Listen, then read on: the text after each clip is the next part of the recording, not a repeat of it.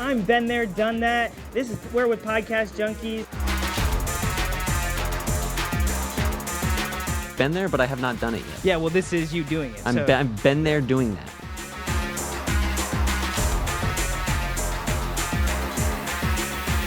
What's up, everybody? I'm Podcastro, and this is the Been There, Done That podcast.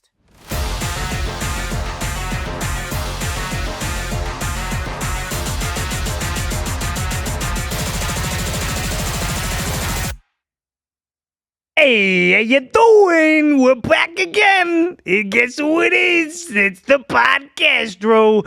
Another episode of Been There, Done That. And today we are back with another segment of the Visionary Edge. What an amazing experience I had up there on stage, talking to all those good people and then having them come on the podcast. What an amazing time I had. Couldn't express, my gratitude to Sam and Janelle enough. But today, this guy was amazing. I mean, when we spoke, the connection that we had from the start, but just the message and the vibration of his tone, it's just unbelievable. So in today's episode, we hear an incredible story of redemption and purpose. Chuck Day opens up about his journey from addiction and homelessness to healing, hope, and he helped so many others. Now he's the founder of Potter House Recovery.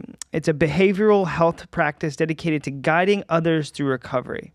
Chuck shares his hard truths, his lessons that he learned, and what it really matters to turn pain into purpose. This podcast was real and deep. I am so excited for you guys to listen to this and follow me on this journey. This unfortunately, I wish it was longer. And, I'm going to get him back in here. But without further ado, Chuck Day. What is up, everyone? Welcome back to another Visionary Edge podcast. We are so excited. 2025. We already finished lunch. We're about halfway through the day, first day. And I'm so excited to introduce my next guest with us. We've got Chuck, I mean, man, we connected earlier. You came in, we talked, we spoke, but I need to hear a little bit more about your story, man. Okay. You told me a little bit, but can you give the audience just why are you here? Why am I here? Yeah, absolutely. I can do that, man. It's an honor to be invited to this podcast. I've heard a lot about you guys, man, so thank you. The same thing. Not only am I proud of what you're doing, I'm truly equally thankful too, man. The podcast, the information you gave to the audience, how can increase, your brand, right? Your clientele, your revenue, and just the people just know the message. Yeah, just the message. You told me earlier. I got a message. You got a message. I got a message. So let's hear. So my name is Chuck Day, right? I come from a poor family. Mom was an alcoholic. Dad was a drug dealer. I had two siblings. I had my brother. I had my sister. So fast forward. You the middle child? I'm the black sheep, right? Yeah. Me too. Black sheep. They say the black sheep ends up being the goat. Yeah, we need it. Greatest of all time, right here. And you never could really project that at the beginning. And throughout my years of being in that, like getting high, acting out and participating in the criminal lifestyle, never seemed to be abnormal, right? It was the thing that we did, and it was the thing that everyone else did around me. So I got involved in the drug life, the criminal life. But you were surrounded. I mean, you were engulfed. I mean, you from a child, right? From day one. That's all you. Yeah, they say your main mental state is developed in the first 7 years. So, it was just better than me. To do something different, it would have been something that you would have seen, like a miracle, right? Like a God-given miracle for me to come out of that without, no real guidance. So what I fell into was absolutely normal. And there's so many people that fall into that because they don't have the right mentors. But by the time I was 12, I was selling crack cocaine, and I got into doing a lot of drugs. My mom, she never worked. She never had a job. She lived in metropolitan housing. She never had her driver's license. Fast forward, I started, using. I became a IV heroin drug addict. I became homeless, and I used every day. I used, When I was done using and I couldn't stop using, I wanted to stop using, I continued to use. And I remember the last time I got high, and this is 10 years ago. We just celebrated 10 years without any mind-altering substance. Congratulations, man. And that's like, us finding a new planet in outer space for me to get clean. I mean, to just say one thing is like you grew up with this. To have your mentality, you are getting pushed out every single day, every day. The fact that you are sitting here with me right now, 10 years, like it's unbelievable. Like I'm proud of you, man. Thank you, man. I appreciate it, man. I'm about to shed a tear, man. Me too, man. Like, It's emotional, man. So that last time I got out, I actually kicked in a door down the street, and I actually stole a TV off a wall, and I walked in the broad daylight down to the pawn shop, and I pawned it and off to get some money, right, to go cure my addiction for one last time. And through that process, I was in and out of treatment centers, in and out of jails, homeless, and I got a phone call. Some girl, she was like, "What are you doing?" And I told her I'm trying to detox off drugs. She took me to her trailer, and she helped me start, the detox process. And I was able to get a day clean, 2 days clean, 3 days clean. And that, before you know it, I had 6 months, and I was living in the sober living. okay. And this was in Cincinnati, and I had a community, right, all working 12-step programs, and I did that. I was on a soul-searching, mission, cleaning up the wreckages of my past, making amends. And at that point, I never had a legal job, right? It was all illegal. So I'm like, what am I going to do with my life now that the drugs are gone? And I found a lot of help with helping people. So I was sponsoring people, taking them through the 12 steps. And then I became a manager at a sober living. And then some girl told me that she was a counselor at a drug treatment center. And she said, you can do it too. I'm like, I don't know if they're going to let me, right, counsel anybody. You sure you're going to let me work in this facility? She convinced me and a friend of mine, right? Who wouldn't have been better? Because you have been and seen and sit through like relapse. You've been in the position of all these people. So the fact is, like, that's monumental, man. Like, this is something I love. Like, I'm loving this story because we got to think like those days. One day, what was the hardest day? Like, what if you could think back? What was the hardest time? The hardest time I remember when I was in my basement. I went and see my brother. He was in the hospital, and I stole a horse needle, right? And I went back and I attempted suicide. I put over a gram, close to 2 grams of heroin in this needle. I attempted to take my life. And I remember just waking up on the concrete floor, and I remember this still voice, and I heard the voice of God, and I identified it as, at that moment, telling me, I'm not going to let you die, but I'll let you continue to live in this miserable mindset. And at that point, that was more scarier than death. Oh, yeah. Because I've been shot, and I got bullet fragments in my knee, dragged by a core, overdosed several times. And, them moments right there, I knew, like, I had to get clean, right? And if I didn't, right, I was going to end up dead. And a lot of my friends were dead at that point, or they were going to prison for a long time, or if not, going to prison for life. So I ended up working in the field, right?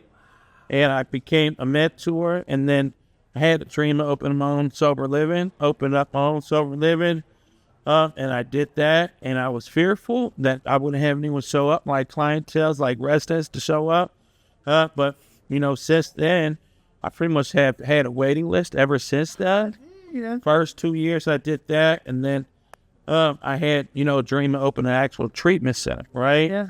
Behavioral health practice, and I went to college and got a 2-year degree, broke the generation, curse. Yeah, man. Was the first one in my family to graduate college, and then here I am opening up this behavioral health practice, and that's a very complex, a lot of red tape, a lot of compliances. So, I worked pretty much every position, but I was, I'm still doing it, right? Mm-hmm. But I had to start off where I worked pretty much every position, would fire myself, hire someone, so I can, spend more time on building the business or developing another department. But here we are. We just celebrated 5 years since Potter House Recovery has been open. And we have 57 employees. We have like a total of 110 clients. Oh, man. We have 5 treatment centers. We have 7 sober livings. And we're getting ready to open up a restaurant. So it's called Potter House Cafe and Hibachi. That's going to open up this month. And then we're going to actually travel into doing more real estate where I am now, right? I call it from the hustle to being a visionary, more like hustling to more focus on like the visionary. In the beginning, it was the hustle and the original idea. But once you get the team in place, and you're able to delegate and you're able to pull yourself out, that's when you can really focus on the visionary. So that's why we're here. We're at Visionary 25. Wow. We want to continue to enlarge that vision. That was a great, you did a great segue right there. I love that. The visionary, the vision. I mean, Chuck, the story that you just told me it's going to be inspirational, but also it's a you never give up kind of thing, right? You know, you went to this really dark time, but if you never went to that, you would not have all that you have right now. I believe that. Yeah. You know, I feel like I was reincarnated. Yeah. Like you had to go through, you had to fail forward. Yeah. And that's our kind of motto for this kind of like visionary. It's you failing forward. Yeah. And man, I'm so excited to get the audience to hear this story. I mean, Chuck, man, like so you're doing very well. You're doing real estate now. Yeah. What's next for you? What do you, I mean, you got the restaurant, We're just going to expand the treatment center. We want to be able to help as many people as possible. When I was in college, before I even opened up the sober living and the treatment center, they had me write a essay, a paper to be able to get a scholarship. They said, we want you to write on what your life is going to look like before college, what your life is going to look like after. And it was easy for me to write, you know, what it looked like before. You know what I mean? It's my life. It's the easiest story to tell. But like I prophesized through that paper exactly what my life looks like today. And at the end of it is the goal is, right? The main goal is to help as many people as possible. Like we made a huge impact in the Cincinnati area, and we're going to continue to grow in the state of Ohio. And then, you know, my biggest goal is to be the biggest treatment center provider in the Midwest of the United States. And that's a little far-fetched, but they say you got to be unreasonable, Bobby. No, you kidding me? That is what it's shoot amongst the moon, you'll land against the stars, right? Shoot, you know? That's kind of what we're doing with Podcast Junkies. I started at this one position, and my whole goal is to actually have this all over the country. I want to have global. Yeah. Global. I want to have people international. Exactly. And junkies. It's so like I said, Podcast Junkies. Yeah, so, I know that part. You came up to me and you were like, all right, junkies, I need to know the story. And it's so amazing. Like that is the story, right? Yeah. You were a junkies. There are so many things that we can correlate. And man, Chuck, I appreciate you coming on. Not a problem. And man, I cannot wait. And you know, guys, definitely. I haven't told you this yet, Chuck, but I launched my show called Been There, Done That. And so it's a lot of things where, you know, I've never been to a treatment plant. I've never done any of those things. I'd love to come and check out your store, give a video, and just show all the people that, you know, are trying to save themselves, right? And you're doing that, man. You are, honestly, it's like you are the Messiah, right? You are the person that is helping and giving that. Yeah, I would have thought, the black sheep. Exactly. Now go back to the coach. Been there, done that. Yeah. Greatest of all time. And I think that's probably the best person that God could have chose to carry out this mission, man. Be able to, you know, be there, done that, you know what I mean? Yeah. Walk in their shoes through the detox, through the institutions, through the poverty home sets, all the way to, you know, the abusive, you know, mother and, you know, boyfriends being violent with one another. Mom, you know, being an alcoholic, dad, drug dealer. I mean, you go on, like anything that the clients ever experienced, I've been there. I've done that. So, and then I develop a team that's been there, done that too. 95% of our team has lived experience.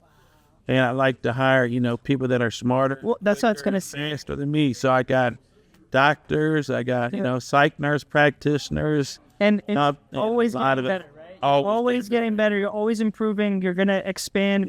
That's why we're here, to get information, become better. That's what it's all about. Yeah. Hey, guys, thank you so much for tuning in. Chuck, I really appreciate it. I'm so excited to get this message out to everybody. All right, man? Man, I can't wait to hear it, man. Let me know when you get it. I will. And that show, too. Let me know. I will let you know. Yes, sir.